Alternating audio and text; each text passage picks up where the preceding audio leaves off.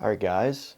Next up on the list comes from Split Arrow Outdoors. Pop them off the screen, but it says daylighting deer on small properties. This is a huge issue everywhere. Everybody experiences this from time to time, and I can officially tell you, yes, most of the time it's the hunter's fault because we're overpressuring the land, but without a doubt, it all depends on your location. What your neighbors are doing has a direct impact on your property. The smaller your property, the more that it affects it. Now, daylighting deer all depends on, you have to have a quality food source, decent bedding within the area, quality timber. If it's all open hardwoods, there's no ground food, there's no cover. You can see straight through it, like a state park, where you have that browse line, there's just no food at the ground level. It's going to be very difficult to have daylight deer because what's the reason for them being there? Deer eat 4, 5, 6, 7, 8 pounds of food per day, depending on, what's in the area and how, what their body weight is. But in general, over pressuring the land has a direct impact on this, and what your neighbors are doing has a massive impact on your overall quality of your land. There's some things we just can't control, and that's one of them, especially what the neighbors are doing. We can control what we do, but another, effect of this is your entry and exit routes to your property. If there's only one way in, one way out, you're just going to push deer constantly. Especially have those food sources, in areas where you have to walk through. It's just not ideal, and you can only spook those deer, especially the mature bucks, a few times. Now, if you're just talking about daylighting deer in general, or does, small bucks and stuff, then yeah, it's not going to have that much of an impact on them because they can tolerate that stress a little bit more. But a mature buck wants to feel safe. He's going to go where the quality food is and where the safest cover is, whether that's a huge block of timber where it's just massively thick, where there's a lot of ground cover, tree cover on the ground with thick brush or briars and bushes or whatever that bedding area may be. If it's just logs on the ground, that buck can specifically relate to that area because he feels safe, especially if you don't go in there.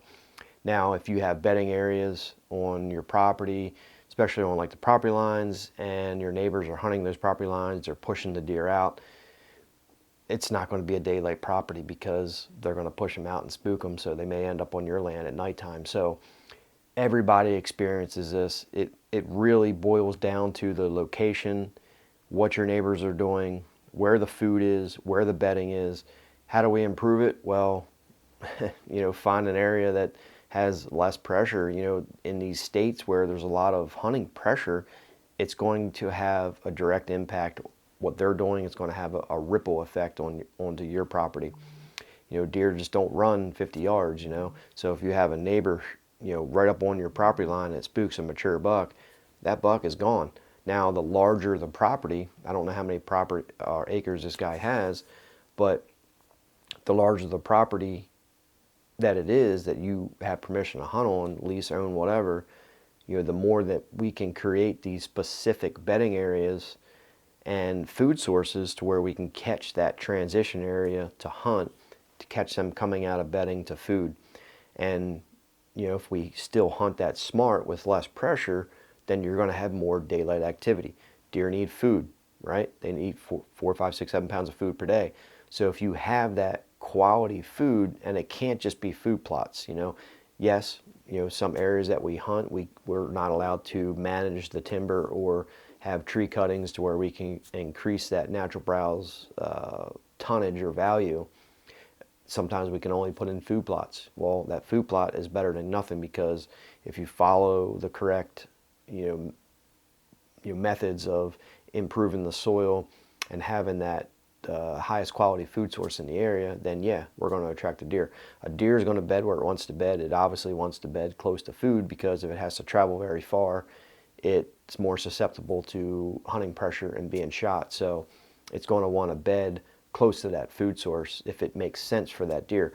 We can create bedding areas, but you know, a lot of times that does work, but a lot of times a deer is just going to bed where it wants to bed. Some properties just have that ability to hold those deer. Some areas just have that ability to be bedding that deer prefers. There's so many factors in it: wind direction, hills, and you know, how the deer can get to that, how they can leave that bedding area, where the food is are they going to acorns, or are they going to, you know, a green base food plot? Are they going to a grain food plot? What time of year it is? There's so many different factors, but you know, daylight deer, it's a wild animal, guys. They're going to do what they want to do, you know. So we can help that, but a lot of times, you know, the more effort we put into it, sometimes we can make it worse by over pressuring the land. So just keep it simple, keep it basic. Think of bedding and food and less pressure.